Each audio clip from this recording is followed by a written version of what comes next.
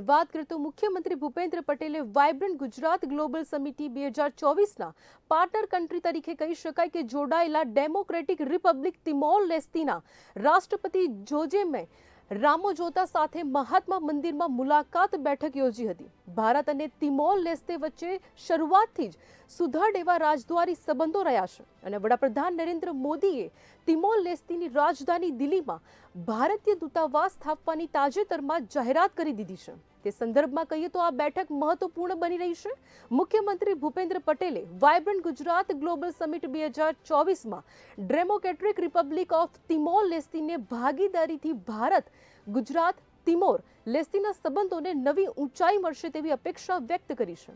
Democratic Republic Timor લેસ્તીના રાષ્ટ્રપતિ જોઝે રામોજોતોએ પણ ગુજરાત જેવા વિકાસના રોલ મોડેલે રાજ્યની સમીક્ષાઓની લાભ મેળવવા તેમનું રાષ્ટ્ર ઉત્સુક છે તેમ જણાવ્યું હતું।